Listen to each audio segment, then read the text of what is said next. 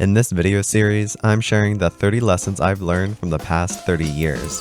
Today is lesson number 2, which is to document your life.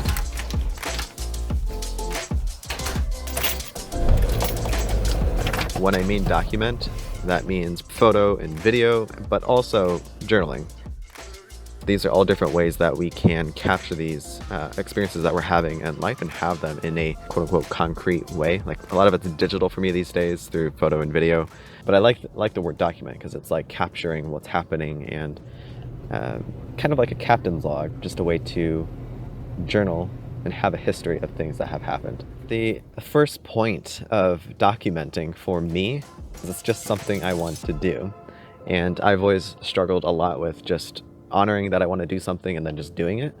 So this is my way of like using that as practice to just recognize, hey, I want to take pictures of things happening in the world around me, or taking little videos of like my friends hanging out, and like there's a million things that you could be documenting. Like it doesn't have to be big grandiose things, just recognizing that it's something that you want to do, honoring that you want to document more.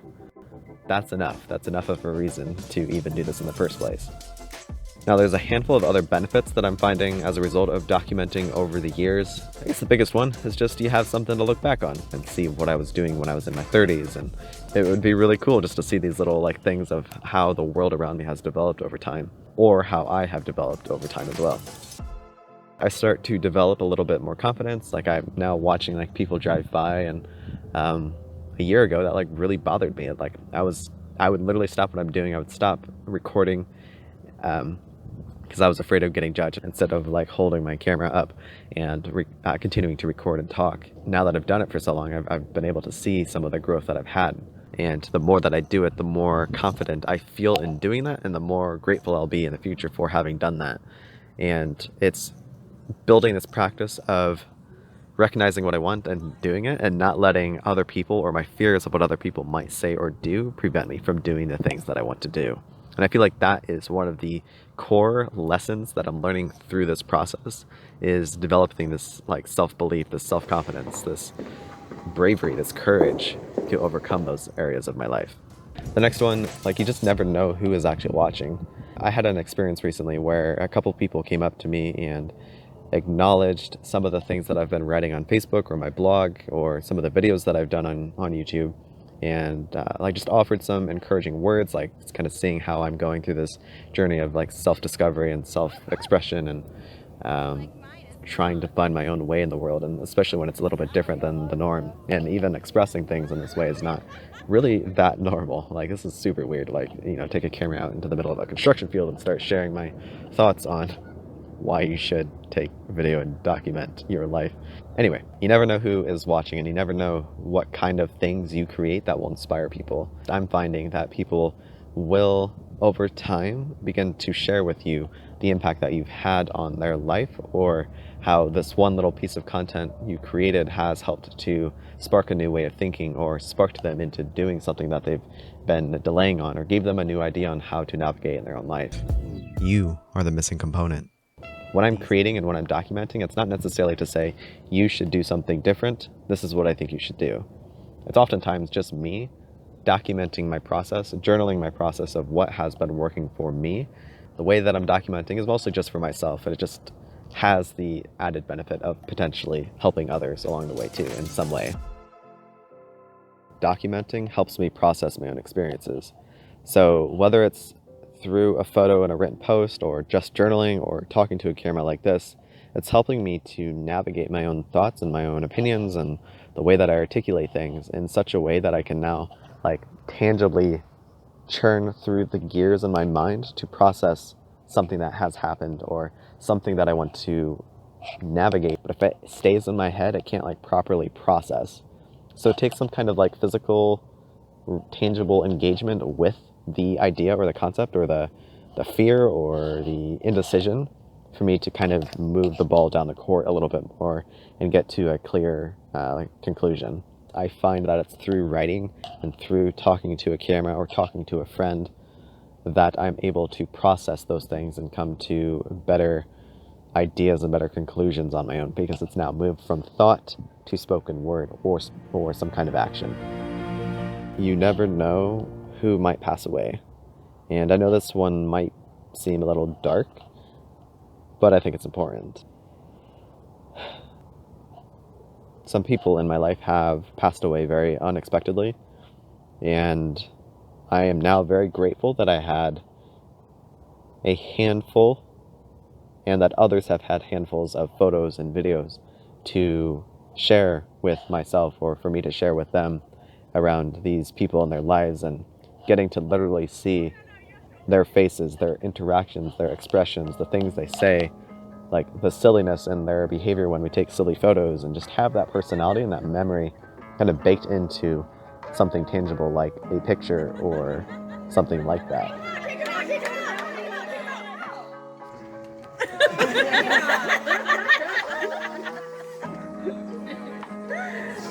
You should try them on. You should try them on. Happy birthday. Happy birthday, dear. The money for new dancing shoes. Everybody loves you. You're great. You're not done. Oh. You have to have more attention on you.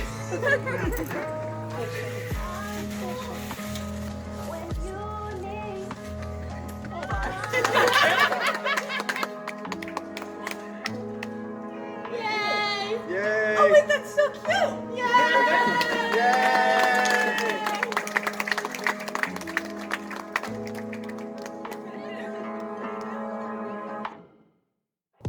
And I know I will be eternally grateful that I worked through the courage and the 3 seconds of discomfort to ask for a photo with one person, like one-on-one, or asking for a group photo, or just taking my camera out and just like filming like a little candid moment. Like, it doesn't need to be this like super produced thing, or it's really like well framed shot. Oftentimes for me, it's like the ones that I appreciate the most is those candid ones, those like unexpected, the ones that weren't planned, the ones that kind of capture the true essence of who those people are. Because I'm really close to you guys. That's probably one of the bigger ones for me on why I want to be documenting more of my life, is so that I have little glimpses and little screenshots and little snapshots of the people in my life that I really value, and I want to be able to have something to look back on when those people have passed on. The weird flip side that I didn't factor in until just now is the benefit of me doing all of this filming and all of this writing and all of these photos is that I've documented a lot of myself, and that can be shared with the people that I love in my life that will live on beyond me. So I just want to share a few quick tips on things that have been helpful for me learning to document more, and tips for myself in case I feel like I'm getting too in my head about things. So the first one is just to remember why you're doing it in the first place. Taking those 10 seconds to just clarify, oh, this is just something I want to do. I will be grateful for this in the future. I'll have something cool to share with friends and family later. Always have the purpose and the reason why you want to document. Next one is just to notice that you even want to document something. And just noticing that I want to at least gets the ball moving in the right direction. Like just noticing like, hey, I want to get a selfie with this person so that I have something for me to reflect on later. Just noticing it and like drawing attention to it rather than letting that feeling dissipate. The next part of that is just to make sure that you don't cave in to the part of you that wants to avoid taking the photo because it's going to be too uncomfortable. So what I like to ask myself now is, will I regret not getting this photo or this video or talking to this person or journaling about it? And this has come up because there have been lots of times in my life where I would think about doing something and then I hesitate so much that the moment passes, and then I think about it for the rest of the day or the rest of the week of, oh, I wish I had pushed through that discomfort of getting my phone out, asking someone for a selfie, or just taking the time to pull my phone out and just take a quick video, not think about it, not to cultivate a library of regrets. Keep taking the next step. If I just want to get a selfie with someone, just kind of gravitating myself from one side of the room to the other side of the room where the other person is, getting my phone out, getting the camera ready, and then being able to ask them, hey, do you mind if we get a selfie? Or introducing yourself or whatever. Like, not thinking of the whole big picture and all of the fear components that are built into that all-encompassing thing and just taking the next step, just getting myself moving closer to the thing that I want to do. The tip that actually matters the most is just be brave. Like, just push through that discomfort and embrace a little bit of courage, borrow it from someone. I would rather try and not get the shot than to not try and never know. So a strategy I've been using for embracing a little bit more bravery and a little bit more courage is to ask myself, if I was going to get paid $10,000 for this, am I willing to push through that discomfort then? Am I willing to not get that shot? Am I willing to not complete that project for $5,000? At what point does my experience, my completion of the project, get more weight and more value than worrying about these other people over here that aren't paying me, aren't have any association to me? So it's just a neat little hack that I've been using is, if I got paid a lot of money to do this thing I'm really terrified of, how much easier would it be? Remember to do it for you first and everyone else second. I know I want this, so I'm going to get it. And not worrying about, is this going to be useful to anyone else? Nope, just going to document it now. I can always delete it and not use it later. There are going to be some people that think the way you document things, or the fact that you're even documenting things at all, is silly and unnecessary. People might think you take too many photos or too many videos. And the point of all of this is to recognize that this is just the way that I am doing things. This is the way that works for me. This is the way that is fulfilling to me. And not everyone is going to understand that, especially because they're not in your life. They don't have the same beliefs. They don't have the same perspectives. They don't have the same ambitions and goals in their life as you do. Your ambitions and everything is going to be a little bit more unique. Just who you are is unique, and therefore it makes sense that not everyone would think what you're doing makes sense. So even if they think it's silly or overkill or unnecessary, doesn't matter. You're doing it for you. Allow yourself to lower the standards of what you document, and to allow yourself to document anything. Like, it can be just me taking a photo of the camera. Actually, I'm going to do that right now. Documenting little things, like my camera sitting on top of a toolbox. And every time I see that photo now, I'll think about how I came to this construction lot to do this video. And plus now I have a timestamp on that photo so that I can now associate it to the timeline of that year.